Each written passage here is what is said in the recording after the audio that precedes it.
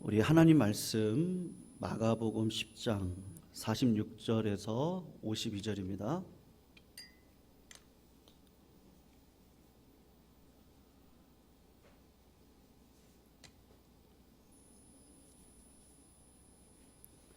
마가복음 10장 46절에서 52절 우리 교독으로 읽습니다. 마지막 52절 함께 읽겠습니다. 46절 제가 읽겠습니다.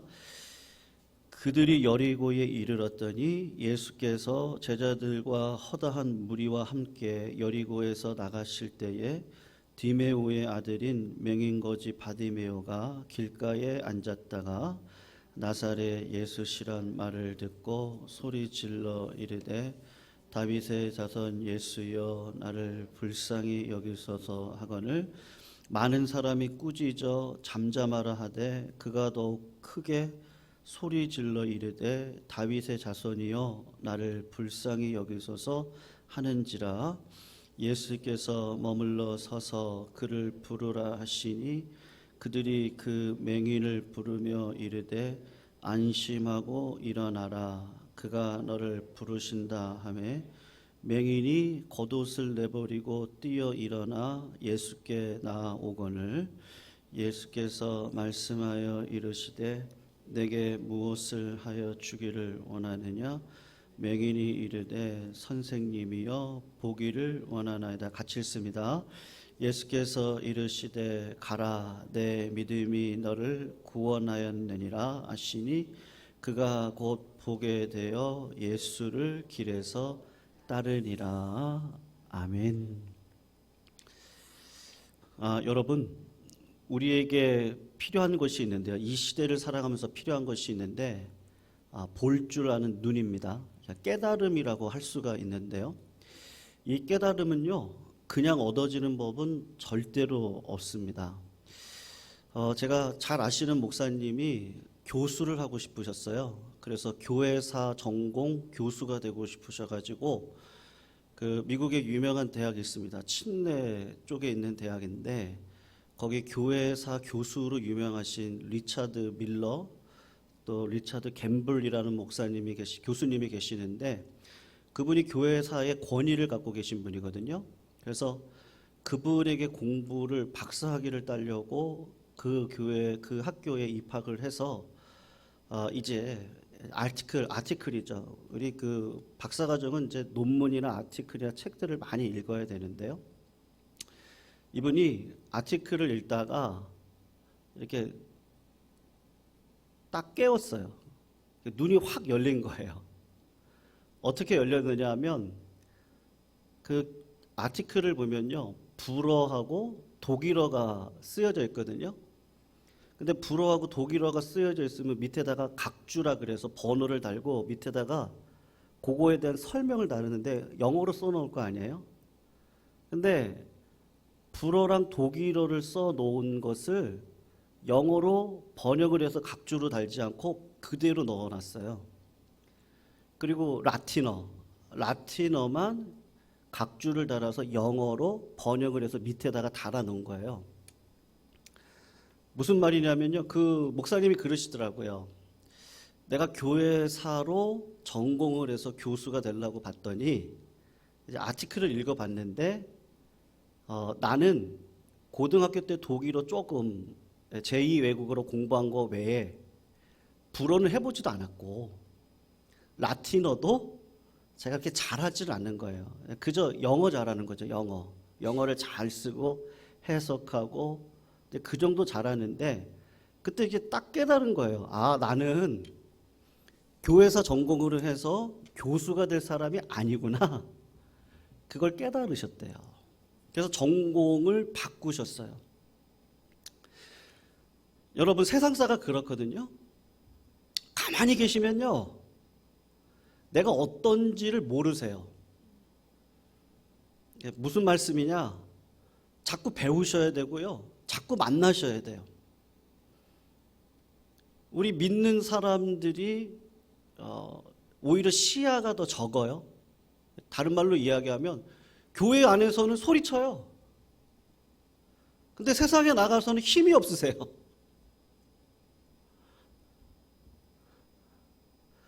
물론 그럴 수도 있겠죠. 그런데 우물 안에 개구리가 될 가능성이 커요. 그런 분들의 자랑이 뭔지 아세요? 그냥 내가 몇 년 신앙생활 했는지 알아요? 내 직분이 뭔지 알아요? 그것만 자랑하실 줄 알지 실제로 영성의 실력은 없을 때가 상당히 많습니다. 그러니까 왜 그래요?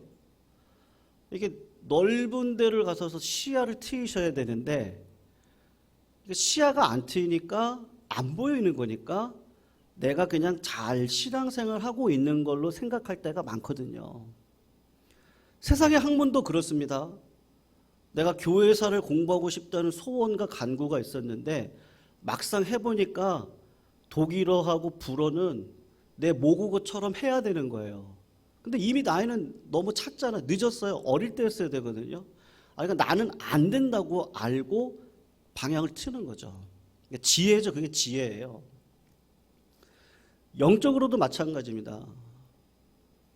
여러분 오늘 본문에 나오는 사람이 누구냐면 바디메오라는 사람이에요. 바라는 뜻은 아들이라는 뜻이고 디메오는 아버지의 이름이에요. 디메오의 아들 바디메오. 그가 어떤 사람이라고 얘기하냐 하면 소경인데 거지다 그렇게 이야기를 합니다. 이 사람이 어디에 살고 있느냐 하면 여리고에 살고 있거든요. 여리고에 살고 있다는 것은 무슨 얘기냐? 예루살렘에서 사해바다 쪽으로 그러니까는 동남쪽이죠. 동남쪽으로 쭉 내려가다 보면 유대강야를 만나고요. 유대강야에서 쭉 내려가면 사해바다가 나오는데 그 사이에 여리고가 있습니다.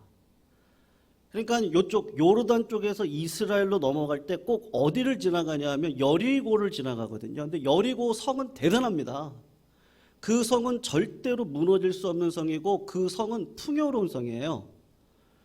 그래서 제가 새벽 때도 한번 말씀드린 적이 있는데 여리고라는 뜻이 뭐냐면 냄새라는 뜻을 가지고 있거든요. 여기가 물이 풍요해요. 그러니까 향나무 그리고 뽕나무, 장미나무, 종려나무 나무들이 많아요. 여러분 삭개오가 어디 출신이죠? 여리고요. 삭개오가 어디 올라가요? 예수님 보려고요? 키가 작아서 뽕나무에 올라가요. 그러니까 여리고에는 뽕나무가 많아요. 그러니까 나무가 많은 거예요. 그러니까는 거기만 딱 벗어나면 사막이거든요. 모래바람이 많은데 냄새가 그런데 여기만 들어가면 물 냄새가 나고 꽃 냄새가 나고 열매 냄새가 나니까 얼마나 좋은 곳이에요. 근데 문제는 뭐예요? 이 사람이 못 봐요. 보지를 못하는 거예요.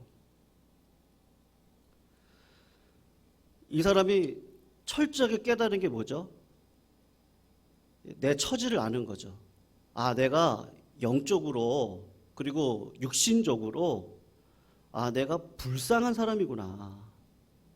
내 힘으로는 살아갈 수 없겠구나. 그것을 깨닫고 어디로 나아갑니까? 여러분 예수님께 나아갑니다. 선생님 나를 불쌍히 여겨주셔서 그리고 예수님께로 나아가요. 성도님들은 내 자신을 보실 때 어떻게 보세요? 나를 남보다 낮게 여기세요? 아니면 남이 나보다 낮게 여기세요? 나 같은 사람 없다고 생각하세요? 아니면 나 같은 죄인은 없다고 생각하세요? 유대인인데요. 아우슈비츠 참담한 수용소에서 살아났던 사람이 있었거든요. 예이엘 디무르라는 사람입니다. 근데 아우슈비츠 감옥소에서 이스라엘 백성들을 학살을 주도했던 사람이 있었는데 아돌프 아히히만이라는 사람이에요. 이 사람이 전쟁을 끝내놓고 어디로 도망갔냐면 남미로 도망갔거든요. 근데 이스라엘 사람들이 그 사람을 결국은 추적을 해서 남미에서 데리고 와서 예루살렘으로 데리고 와가지고 재판을 열고 증인을 대고 결과를 놓고 이 사람을 살인에 처한다. 그러니까 사형에 처한다고 이제 그런 과정을 거치려고 하는데 증인이 필요하잖아요. 아우슈비츠 수용소에서 그 사람의 만행을 봤던 사람이 누구냐? 이 A.L. 디무르라는 사람이에요. 이 사람 나이가 많죠. 그래가지고 아이히만이 잡혀와서 재판소에서 딱 만난 거예요. 만나가지고 그 사람의 얼굴을 보고 이 사람이 졸도를 했어요. 그러니까 기자들이 난리가 났어요. 그러니까 실하니까요. 난리가 났어요. 어찌된 일인지. 그래서 그 사람이 깨어나고 난 다음에 이 영국 BBC 기자가 질문을 했는데 뭐라고 질문을 했냐면 당신의 마음 가운데 미움 때문에 분을 못 이겨서 졸도하셨습니까? 그랬더니 이분이 아니라고 얘기를 하시는 거예요. 아니면 그 마음 가운데 도저히 이 사람을 막 살인하고 싶은 마음이 들어서 졸도를 하셨어요? 못 참아가지고 졸도를 하셨어요? 아니라는 거예요. 그리고 이분이 했던 유명한 이야기가 있습니다. 아돌프 아이히만을 딱 봤더니 너무 평범한 사람이라는 거예요. 정말 마귀처럼 도깨비처럼 생긴 사람인 줄 알았더니 그냥 동네 할아버지들이라는 거예요. 그러면서 하나님께서 주신 은혜죠. 그게 뭐냐면요. 내가 하나님의 은혜가 떠나면 저렇게 광기를 가지고 살인을 저지를 수 있는 사람이겠구나. 내가 미움과 증오를 가지고 평생을 살아가면 나도 저 사람과 똑같은 사람이 되겠구나. 그것을 깨달으니까 충격이 와서 졸도를 했다는 거예요. 은혜죠. 믿음의 사람들의 특징은 뭔지 아십니까? 은혜를 알고 살아가는 사람들의 특징이 뭔지 아세요? 마음에 그 자발적인 겸손이라고 할까요? 여러분, 내 마음은 내 마음대로 되지 않는데 자꾸 십자가 아래 들어가는 자발적 겸손의 자리로 들어갑니다. 여러분, 로마서 7장을 보면 사도 바울이 이렇게 고백을 했어요. 오호라 나는 공고한 사람이로다. 내 안에 있는 죄가 나를 사망의 몸으로 끌고 간다. 누가 나를 이 사망의 몸에서 끌어낼 수 있습니까? 로마서를 쓰던 시절에 이미 사도 바울은 3층천 천국을 받던 자입니다. 많은 사람들을 치유했던 자고 능력의 종이었습니다. 근데 그가 늘 인식을 했던 삶의 내 모습은 뭐예요? 늘 죄인 의식이었거든요. 내 힘으로 안 된다는 의식이었거든요. 내가 이렇게 저렇게 다 살아봤는데 하나님의 은혜가 아니면 안 되는 거거든요. 그 마음을 알고 살아갔던 자가 사도 바울이에요. 그래서 8장으로 가면 무슨 얘기를 하는지 아세요? 사망이나 생명이나 권세자들이나 능력이나 높음이나 낮음이나 다른 아무 피조물일지라도 나를 예수 그리스도의 사랑에서 끊을 수가 없도다. 그리고 나아가는 말씀이 뭐냐면 성령에 대한 이야기를 하시거든요. 성령님이 친정어머니와 같이 내와 함께 하셔서 나를 이끌어 가시는데, 여러분, 성령을 언제 충만합니까? 이는 힘으로도 안 되고 능으로도 안 돼요. 요 근래 남자 배우인가요? 누구 있죠? 땡땡 있어요. 이름 제가 아는데요. 그냥 땡땡으로 처리할게요. 마약을 4종류를 했다 그래요. 네. 연예인들 이해하거든요. 인기를 먹고 사는 사람들이니까 그렇게 허전하대요. 수많은 사람들 앞에서 노래를 부르고 어두컴컴한 방에 들어가 있으면, 호텔에 들어가 있으면 그렇게 허전하대요. 그래서 연예인들이 하는 방법이 뭐예요? 마약에 손을 대요. 여러분, 마약은 치료제예요? 아니면 잠깐 아픔을 느끼지 않게 해주는 진통제예요? 진통제예요. 치료제가 아닙니다. 진짜 치료제는 뭐죠? 예수님밖에 없어요. 믿으시죠? 예수님밖에 없어요. 예수님만이 우리들의 삶을 진정으로 치유해 주실 수 있거든요. 여러분, 이 사람이 깨달은 게 뭐예요? 예수밖에 없구나. 예수님밖에 없구나. 여러분, 47절을 한번 보시면 좀 의미 있게 생각해야 될 부분이 있는데, 사람들은 예수님에 대해서 뭐라고 소개를 합니까? 나사렛 예수요. 사람들은요, 나사렛 예수가 왔다고 소개를 합니다. 근데 이 사람의 신앙의 고백은 뭐라고 고백을 합니까? 다윗의 자손 예수요. 그렇게 고백을 합니다. 여러분, 나사렛은 시골 동네예요. 이방인과 유대인들이 함께 살아요. 이거 혼혈족들이 많아요. 그리고 시골이기 때문에 그런 속담이 있죠. 나사렛에서 무슨 선한 일이 나겠습니까? 그런 동네입니다. 그러니까 수많은 사람들이 나사렛 예수라는 얘기를 들으면 저 사람에 대해서 별 감흥이 없고 기대도 없고 의지하고 싶은 마음도 없어요. 그런데 바디메오는 어떻게 고백을 하는 거예요? 아마 이 사람은요, 고민을 했던 것 같아요. 그리고 성경을 알았던 것 같아요. 메시아가 어떤 존재인지를 늘 고민했던 것 같아요. 내 삶을 바라보고 주님을 바라보고 메시아를 바라보고 다시 내 삶을 바라보고 또 주님을 바라보고 다시 내 삶을 바라보고 상황을 바라보고 그러는 가운데 깨달은 게 뭐냐면 진짜 치료자는 예수님밖에 없구나. 그걸 어떻게 알아요? 이사야 35장 5절을 보면 이런 얘기가 있습니다. 때에 메시아가 오시고 그가 통치하시게 되면 그때에 소경의 귀가 밝을 것이고 귀머거리의 귀가 열릴 거예요. 세례 요한이 감옥에 갇혔던 적이 있었습니다. 근데 분명히 메시아이신 예수님을 만났거든요. 그런데 예수님께서 내가 원했던 모습으로 서 있지 않으세요? 그러니까 감옥 속에서 제자들이 찾아왔을 때 예수님에게 좀 가서 좀 질문 좀 해봐라. 무슨 질문이요? 그랬더니 당신이 내가 기다렸던 메시아가 맞습니까? 세례 요한도 성령이 충만했던 사람인데 예수님에 대해서 의구심을 가지고 물어보라고 얘기를 한 거예요. 그랬더니 예수님이 세례 요한의 제자들에게 이렇게 전해라. 뭐라고 전해라 그랬냐면 나를 통해서 소경의 눈이 열리고 귀머거리가 듣는다. 무슨 말이에요? 이사의 말씀을 인용을 해서 메시아의 진짜 모습이 이 시대 속에서 드러나고 있다. 지금 그 이야기를 하고 있는 거예요. 바디메오는요, 내가 누군지를 알았어요. 나는 눈먼 자니까 일을 할 수 있습니까? 거지로 살아가야죠. 그러니까 소경인데 거지라 그래요. 경제적인 힘이 없어요. 어디를 홀로 갈 수도 없어요. 앉아서 구걸하는 것밖에 없어요. 그러다가 예수씨라는 얘기를 듣고 이분이 내 메시아 진짜 치료자이시지? 그리고 그분에게 나아가셔서 소리를 지르는 거죠. 다윗의 자손 예수여 나를 불쌍히 여기소서.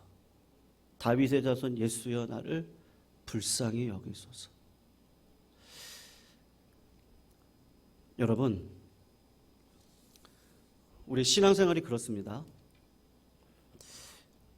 저는 기도의 질도 중요하다고 생각하는데요. 기도의 양도 정말 중요하다고 생각하는 사람 중에 하나입니다. 제가 확실합니다. 여러분, 오늘 바디메어가 다윗의 자손 예수여 나를 불쌍히 여기소서 그렇게 한 번 부르짖었을 때 예수님이 이 사람을 치유해 줬습니까? 그렇지 않습니다. 한번 보세요. 48절을 한번 보시면 이렇게 얘기해요.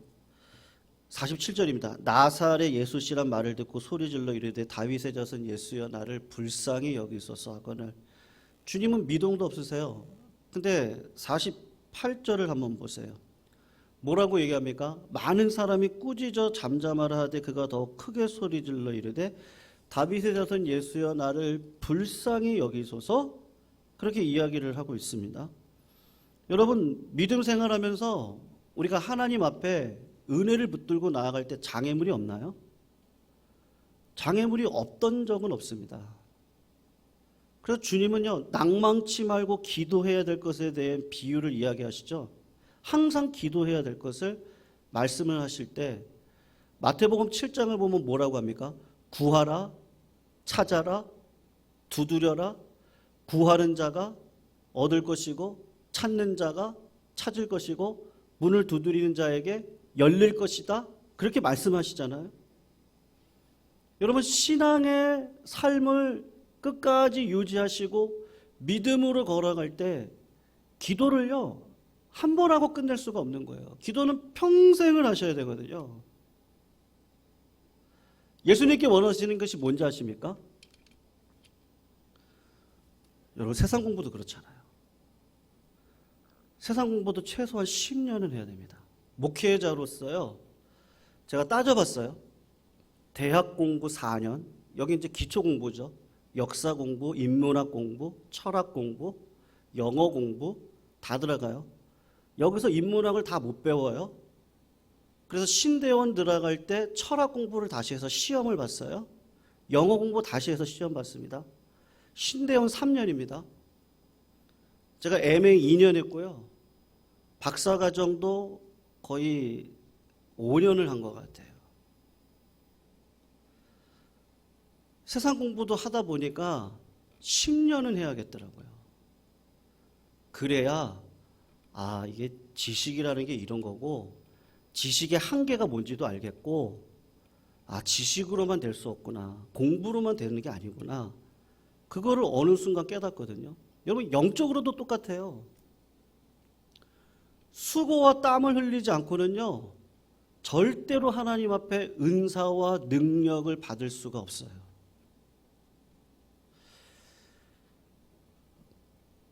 성도님들, 어떤 목사님은 이런 관점이 있으세요. 여러분 지금 살아가는 세상이 어떤 세상이라고 생각하세요? 지옥이에요, 천국이에요? 그냥 속으로 한번 생각을 해보세요. 내가 살아가는 삶이 지옥입니까? 천국입니까? 어떤 목사님은 본인이 공부하고 깨달은 게 뭐냐면 인생은 지옥이구나. 인생은 지옥이구나. 그리고 예수 붙들고 살아가야 되는 거구나. 참 맞는 말 같아요. 근데 여러분 그 목사님이 나중에 지옥이라고 생각하고 살아갔던 그 삶의 결과가 무엇이었는지 아세요? 자살하셨거든요. 네.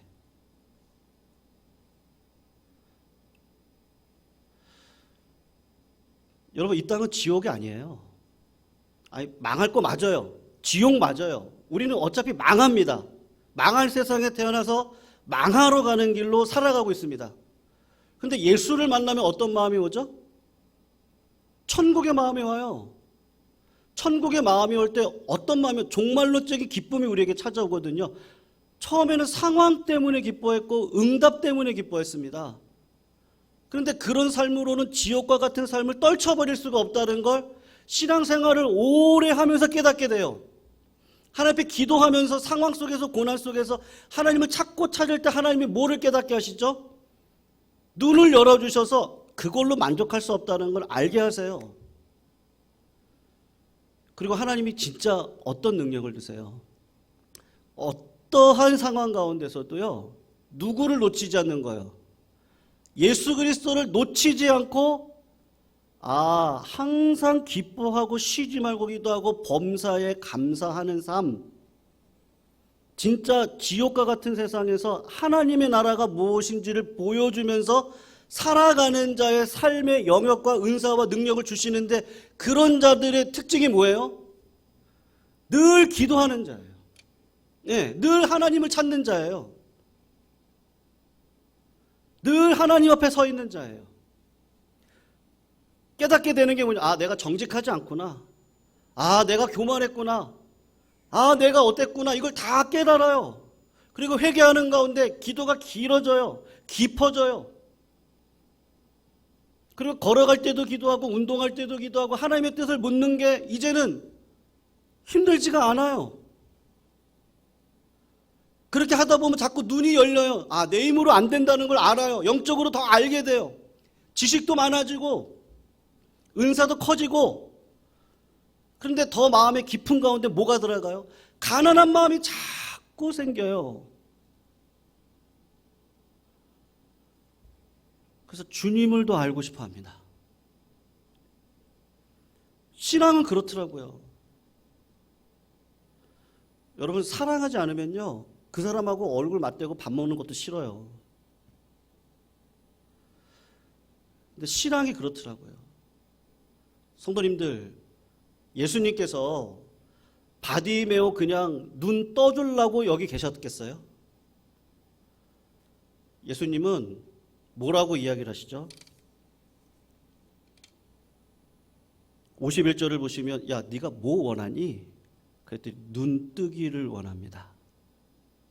그렇게 이야기를 하시죠. 그랬더니 52절에 뭐라고 이야기하세요? 네 믿음이 너를 구원하였느니라. 눈도 띄어주시지만 여러분 영의 눈을 띄어주셔서요. 믿음이라는 게 들어가 그 다음부터 이 사람은 누구를 쫓아다녀요? 마지막 이게 진짜 중요한 거예요. 눈 떴다는 게 중요한 게 아니고 마지막 52절을 보면 이 사람이 누구를 따릅니까? 예수를. 나는 길이요 진리요 생명이니. 아, 예수가 진짜 치료자구나. 성도님들, 우린 자꾸요 진통제를 맞으려고 그러세요. 신앙의 진통제요. 아까 제가 말씀드렸던 자살하셨던 목사님의 진통제는 뭐였어요? 예수님을 개념적으로만 알고 고백하셨던 분이셨어요. 맞죠? 근데 그 예수님을 삶에 모시고 살아갈 때 하나님의 나라가 이렇게 열리는구나를 경험하지 못하셨어요. 그냥 관념적으로 세상은 지옥이고 나는 여기서 살 곳이 아니고 여기는 그냥 죄인들이 사는 곳이고 나는 예수 믿었으니까 천국 갈 것이고 그러니까 허무한 거예요. 신앙이 그렇게도 허무해지더라고요. 저희 아내도 아는데요. 제가 그분 성경 해석이 너무 탁월하셔서 제가 그분 교회까지 갔었거든요. 그때 7개월인가 8개월 만에 자살하셨는데 그분이 선포했던 게 뭐지? 삶에 있어서 어떤 진짜 하나님을 제가 함부로 판단할 건 아닌데 결과로 봤을 때 그렇더라고요. 성도님들, 우리 상황은요 가난할 수도 있습니다. 부할 수도 있습니다. 그건 문제가 아니에요. 그건 하나님을 잘 믿었기 때문에 부한 것도 아니고요. 잘못 믿어서 가난한 것도 아닙니다. 잘 믿으셔도 가난하실 수 있어요. 오히려 세상의 악인들을 보세요. 진짜 거부들, 몇 조 재산 되시는 분들, 예수 안 믿는 분들이 훨씬 더 거부세요. 주님은 그런 것에 관심이 없으세요. 오늘 하루 하나님께서 나에게 주신 그 뜻을 따라가는, 예수님 따라가는 거죠. 매일매일 따라가는 거죠. 그 눈이 어느 순간 열리고 주님과 동행하다 보면 신앙의 문이 계속해서 열립니다. 그리고 믿음으로 살아가는 게 뭔지를 알고 살아가요.